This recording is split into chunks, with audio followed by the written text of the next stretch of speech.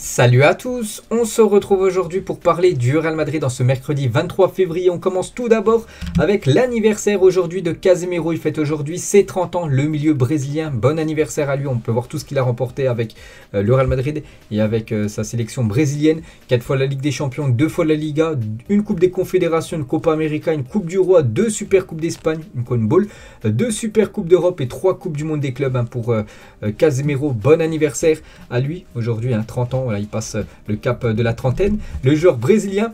Et aujourd'hui, entraînement de nouveau du côté du Real pour préparer le prochain match contre le Rayo Vallecano, là dans quelques jours. Donc voilà les photos du jour de l'entraînement. Donc Rodrigo, on peut voir Marcelo, on peut voir aussi Nacho avec Eder, Militao, Lucas Vazquez en mode tacle. Lors de l'entraînement, bien sûr, Casemiro, la petite photo de lui qui fête son anniversaire, bien sûr. Aujourd'hui, Luka Jovic et Camavinga, juste à côté Marco Asensio qui s'échauffe, on va dire, au tir, vu qu'on sait que c'est un sacré tireur de loin. Le joueur espagnol Gareth Bale aussi, ou même Eden Hazard de dos, de nouveau, avec Casemiro. Donc voilà, bon entraînement, en plus sous le soleil, du côté de l'Espagne, tout s'est bien passé. Et le coach, monsieur Ancelotti, qui a dirigé tout ça.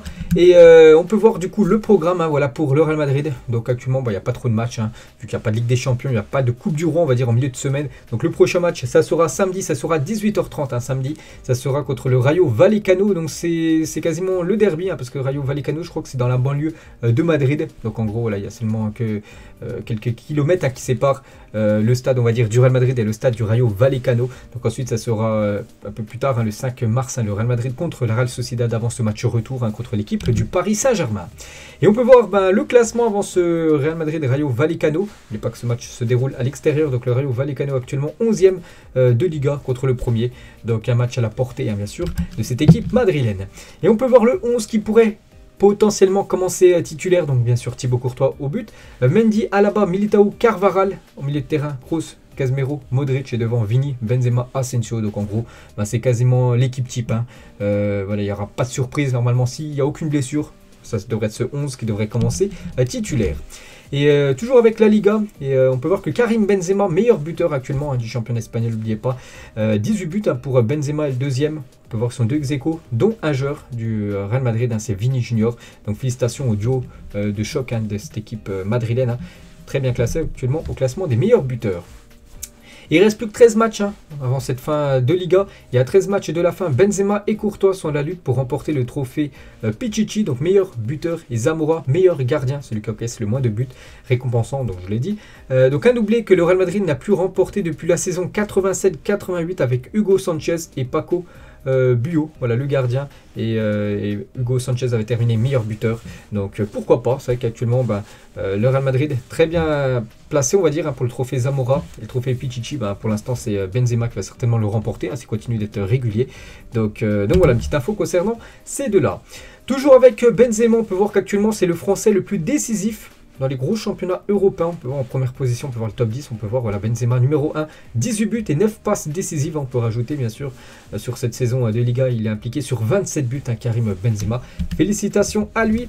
La une de journal AS hier, un chaudron attend le Paris Saint-Germain. Le Real Madrid travaille afin d'augmenter la capacité du Santiago Bernabéu pour le match contre le Paris Saint-Germain. Le plan est d'accueillir entre 62 000 jusqu'à 65 000 supporters en rouvrant la tribune basse afin de rapprocher les fans des joueurs. Donc en gros, par rapport à un match ordinaire, un match de Liga. Actuellement, vous savez que la partie tournant en basse, du Santiago Bernabéu, il y a une bâche.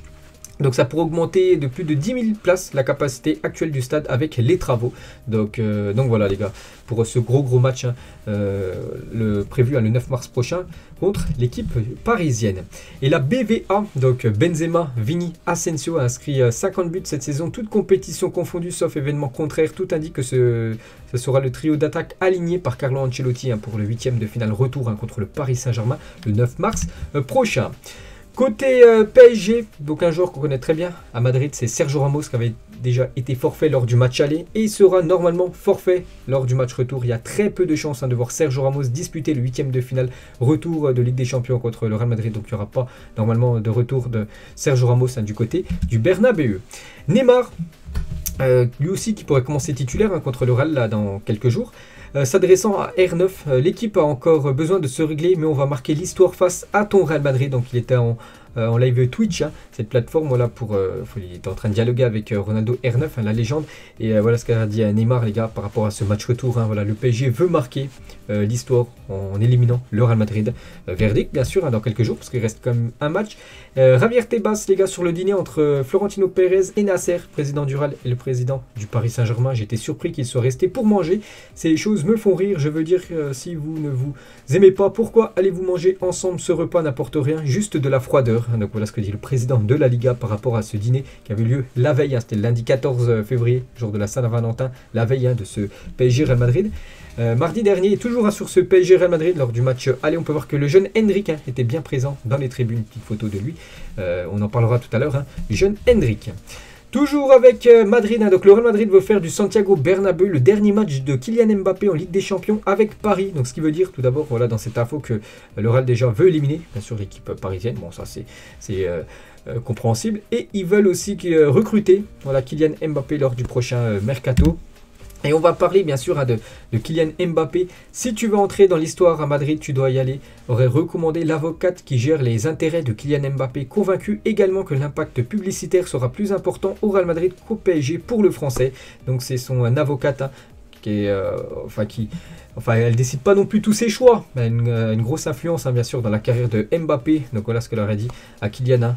Voilà, il faut que maintenant tu ailles du côté du Real Madrid pour encore avoir un tremplin encore plus haut dans ta carrière. On verra, bien sûr, hein, c'est toujours le stand-by, hein, bien sûr, plus les jours passent, hein, de toute façon, bientôt il va prendre une décision, hein, Kylian. Et selon Gola, le Real Madrid est toujours confiant quant à la signature de Mbappé et prévoit d'annoncer un accord à la fin de la saison. Hein, pour l'instant, bien sûr, il finit sa saison, hein, du côté de Paris. C'est vrai qu'on entend des prolongations, hein, de contrats comme Jérôme Roten sur RMC hier. Il y avait 99% de chances qu'il parte au mois d'août. Aujourd'hui, il s'est tellement réchauffé qu'on est arrivé à 65%. On me dit aussi que ça peut remonter à tout moment. Donc avant, il y avait 99% de chances qu'il rejoigne l'équipe du Real. Maintenant, il y a seulement 65% de chances d'après Jérôme Roten. Bon, je sais pas, il a trouvé ces chiffres où, mais c'est vrai que voilà, le PSG a fait le tout, hein, pour essayer de prolonger la star française. Mais voilà, le Real est quand même confiant. On verra, bien sûr, hein. Et Tebas, les gars, donc le président de la Liga, veut Haaland et Mbappé en Liga la saison prochaine. Et il a dit, hein, je préfère Haaland au Barça et Mbappé à Madrid. Je veux que nous revenions à cette époque de Messi et Ronaldo où nous avons eu deux grands joueurs qui étaient dans les deux meilleures équipes du monde. Et c'est gros classico à l'époque, hein, bien sûr, avec le Barça de Messi et le Madrid, hein, de Cristiano Ronaldo. Bernardo Silva souhaiterait quitter Manchester City dans un avenir proche et rêverait de rejoindre le Real Madrid. Donc voilà une grosse info. Son rêve, c'est de jouer un jour du côté du Real, un peu comme Kylian Mbappé. Donc lui, il est sous contrat jusqu'en 2025, hein, du côté de Manchester City. Un très très bon joueur, les gars. Ce sera un joueur, je pense, idéal pour remplacer par exemple Gareth Bale, hein, qui devrait quitter, hein, cette équipe madrilène. Donc voilà, les gars, ce serait vraiment je sais pas s'il serait titulaire, parce qu'avec s'il y a Benzema, Vini, s'il y a comment ça s'appelle, c'est Kylian Mbappé, on a un super sub, hein, vraiment un joker de luxe, hein, Bernardo Silva. Affaire à suivre, bien sûr. Le Real suit de près la situation de Serge Gnabry, Manchester United, Liverpool et le Barça suivent ce dossier également. L'ailier allemand est en fin de contrat en juin 2023. Encore une piste aussi pour le Real Madrid. Un ailier. On peut voir aussi des jeunes pépites, hein, pour renforcer son entrejeu. Le Real Madrid s'intéresse à Aurélien Tchouaméni, Gravenberch et Florian Wirtz, hein, des jeunes pépites, hein, qui évoluent dans des grosses équipes en Europe. Et tout d'abord, hein, concernant Tchouaméni, le Real Madrid est déterminé à signer un milieu de terrain défensif cet été. Et Tchouaméni est le joueur qui aime le plus, mais le Français coûtera au club plus de 60 millions d'euros, hein, ce qui est quand même une sacrée somme. Donc le Real n'est pas sûr de payer autant pour un milieu de terrain défensif, hein, voilà, c'est ce qui coince un peu, c'est le prix fixé par l'équipe de Monaco, qu'on espère au moins 60 millions d'euros, hein, pour son milieu défensif. Il est très jeune, hein, il a seulement 22 ans. Tchouaméni, il pense aussi à Ryan Gravenberch, hein, qu'on a parlé juste avant. Donc concernant Gravenberch, lui aussi très jeune, hein, donc il est né en 2002 et l'un des joueurs à l'ordre du jour du Real Madrid pour le prochain mercato. C'est un milieu de terrain néerlandais talentueux et physique qui joue à l'Ajax. Il n'a que 19 ans actuellement. Et on peut voir qu'il serait plus intéressant que, Tchouaméni, parce que déjà il est plus jeune, il est surtout bien moins cher, hein. L'Ajax réclame entre 25 et 30 millions d'euros pour sa pépite, donc quasiment la moitié du prix par rapport à Tchouaméni. Donc le Bayern est le club le plus intéressé. Bien sûr, il y a aussi le Real Madrid, hein, qui s'intéresse à lui. On parle aussi, et c'est vrai que là j'ai montré beaucoup de milieux défensifs, donc Tchouaméni et Gravenberch. Bon, Florian Wirtz c'est plus un numéro 10. Et toujours avec les milieux défensifs, il y a aussi ce joueur, hein, j'ai vu l'info d'après le journal Sport, c'est Kefran Thuram est suivi par le Real Madrid qui verrait en lui un successeur potentiel de Casemiro. Donc c'est un joueur de l'OGC Nice, donc ça aussi affaire à suivre. On revient les gars sur le jeune Endrick qu'on avait parlé tout à l'heure, qui avait assisté au match PSG-Real Madrid. Donc le Real Madrid continuera pour l'instant de surveiller le développement d'Endrick jusqu'à ses 18 ans. Ils ne bougeront pas avant pour éviter tout problème juridique. Après actuellement il a seulement 15 ans. Après il peut toujours signer un pré-contrat avec l'équipe du Real Madrid et rejoindre cette équipe du Real dès qu'il atteint ses 18 ans, comme un peu Vini Junior, même Militao, ils avaient fait ça à l'époque. Donc voilà, bien sûr, le Real Madrid surveille toujours de très très près la pépite de Palmeiras. Toujours avec Madrid, donc une photo de Pochettino. Pourquoi Pochettino, l'entraîneur du PSG dans une émission du Real? Parce que le Real Madrid est sur le point de rejoindre Manchester United dans la course à la signature de Mauricio Pochettino. L'avenir d'Ancelotti est de plus en plus incertain du côté de Madrid. Donc ça pourrait être tout simplement le remplaçant de Carlo Ancelotti du côté du Real, le coach actuellement du côté de Paris. Une petite info concernant Odriozola, la Fiorentina veut définitivement acquérir le latéral droit Alvaro Odriozola qui est actuellement en prêt du côté de la Viola, donc du côté de Florence en Italie. Cependant, le Real Madrid est satisfait de son défenseur et souhaite le faire revenir au terme de son prêt. Donc voilà, après avoir si après le joueur va prendre sa décision, est-ce qu'il va vouloir revenir du côté du Real? Mais peut-être pas sûr d'être titulaire, parce qu'il y a quand même Carval, il y a aussi Lucas Vazquez qui peut jouer un défenseur droit, ou continuer du côté de la Fiorentina où il est un titulaire indiscutable. Donc on verra les gars. Il y a aussi des autres joueurs qui sont inspectés. On peut voir que Brahim Diaz, Mayoral et Kubo et même Régnier sont aussi très inspectés pour la suite, pour savoir s'ils vont revenir dans le groupe du Real Madrid la saison prochaine ou être de nouveau prêtés ou pourquoi pas vendus. Concernant les prolongations de contrat, donc Militao, le Real et Militao veulent prolonger leur aventure commune. Le joueur est Madrid. Ce sont bien sous les ordres d'Ancelotti et sa priorité est le Real. Les discussions auront lieu dans quelques mois pour prolonger son contrat qui se termine en 2025. Donc il pense déjà à l'avenir à cette équipe madrilène et reprolonger son contrat. Pourtant il a déjà encore un contrat de 3 ans jusqu'en 2025. Il pourrait peut-être prolonger encore 2 saisons supplémentaires jusqu'en 2027. Parce que Vini Junior lui aussi pourrait prolonger son contrat. Le Real Madrid va proposer dans les prochains mois un nouveau contrat allant jusqu'en 2027 au jeune Vini Junior, lui aussi. Je pense ancré pendant de nombreuses années du côté de Madrid. On va parler d'Eden Hazard. Bon, Eden Hazard, voilà, ça fait quand même... il est arrivé en 2019, ça va faire 3 ans qu'il est du côté du Real. Voilà, c'est un flop, on peut le dire, parce que le Real Madrid a quand même payé plus de 160 millions d'euros à Chelsea pour obtenir Eden Hazard. Tout ça pour que le Belge inscrive seulement 6 buts et délivrer 7 passes décisives en 3 ans. C'est trop peu pour un joueur, surtout acheté plus de 160 millions d'euros. Le pire transfert de l'histoire du club merengue. Je pense qu'on a beaucoup parlé des fois de Gareth Bale, qui a coûté aussi très très cher, mais il était décisif surtout au début de sa carrière. Gareth Bale, du côté de Madrid, il a quand même remporté la Ligue des Champions. Il a été de nombreuses fois buteur, dont des buts en finale. Je me souviens de son retour acrobatique contre l'équipe de Liverpool, alors que Eden Hazard a coûté plus cher que Gareth Bale et avec des stats bien inférieur par rapport aux Gallois. Donc oui, c'est peut-être le plus gros flop de l'histoire du Real Madrid, Eden Hazard, parce qu'il a coûté quand même très très cher. On peut voir que le Real Madrid négocierait actuellement avec Chelsea pour un prêt avec option d'achat pour Eden Hazard l'été prochain pour plus payer son énorme salaire. Donc voilà, il pourrait être prêté du côté de son ancien club, du côté de l'Angleterre.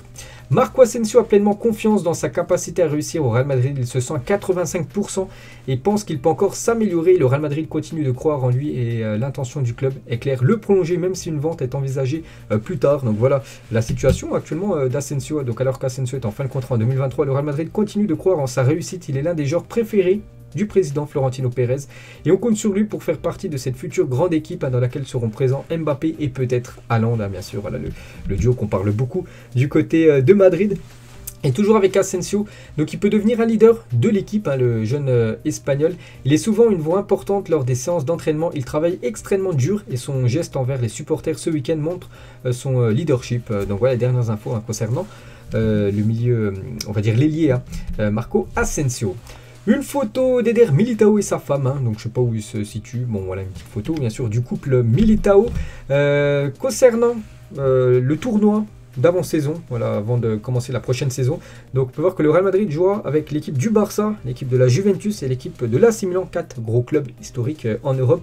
Voilà un petit mini tournoi avant de préparer la future saison. Et l'objectif des clubs sera de maximiser les bénéfices des rencontres afin d'aider à compenser les pertes massives qu'ils ont tous subies depuis 2020 avec le Covid. Donc ce tournoi se déroulera sur la côte ouest des États-Unis.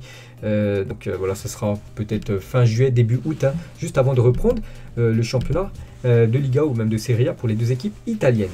Une déclaration de R9, Florentino Pérez m'a dit un jour de rester plus souvent à la maison et de moins sortir, de prendre exemple sur Luis Figo. Je lui ai répondu que si j'avais une femme comme celle de Figo, moi aussi je serais plus souvent à la maison. La déclaration de R9 par rapport à la femme de Luis Figo, qui est magnifique d'après le joueur brésilien. Toujours avec, cette fois-ci, Florentino Pérez. Mon père m'emmenait au stade depuis mes 4 ans. Chaque fois que j'allais voir un match au Santiago Bernabéu, c'était magique. Bien sûr, voilà la belle déclaration du président de cette équipe madrilène.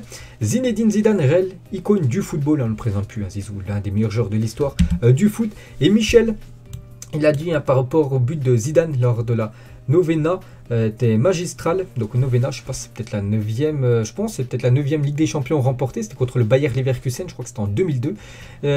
Esthétiquement et pour sa valeur, mais aussi parce qu'il consacre l'arrivée de Zidane au Real Madrid. Voilà. Pour lui, il est tout simplement magnifique ce but. Vous vous souvenez déjà son mauvais pied, parce qu'il est droitier, il avait tiré du gauche. Une reprise de volée qui était partie en pleine lucarne. Et toujours avec Zizou, donc il a plusieurs fils, et Zizou, dont Elias Zidane, buteur avec les U17 des Bleus cet après-midi. Donc c'était hier, il y avait un match des U17 de l'équipe de France. Et le jeune fils de Zizou a été buteur, donc félicitations à lui.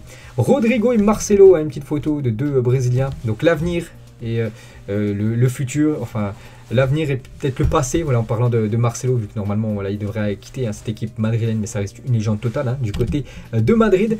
Regardez le 11 des joueurs de moins de 25 ans au Real Madrid. On peut voir que le Real a déjà, on peut dire, un avenir radieux. Regardez tous ces jeunes joueurs qui sont jeunes, c'est l'avenir du Real. On peut voir des joueurs déjà qui jouent souvent, comme Valverde, comme Militao, un titulaire indiscutable de cette équipe. C'est le seul vraiment titulaire avec Vini, aussi que j'ai pas vu.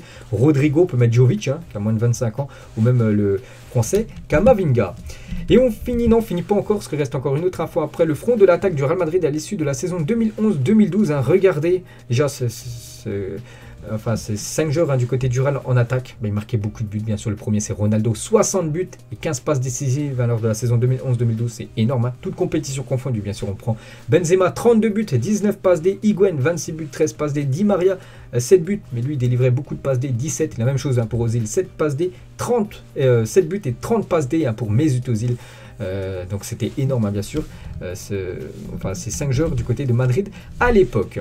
Et pour finir, donc là c'est bien la dernière info, l'évolution de Gareth Bale, RTTF, si le Real Madrid remporte la Ligue des Champions. Donc c'est sur le jeu FIFA Ultimate Team. Donc en gros, il y avait une carte de Gareth Bale au début de l'événement, et dès que le Real Madrid passe un tour en Ligue des Champions, ses stats augmentent. Donc si le Real Madrid gagne la Ligue des Champions, donc il pourrait passer début 89 et il pourra avoir une note de 95, bien sûr, sur le Real Madrid remporte cette Champions League. Donc voilà les gars, la fin de cet épisode consacré à Madrid. J'espère que ça vous a plu. On se retrouve demain, on parlera cette fois-ci du FC Barcelone. Bonne journée à vous et à demain.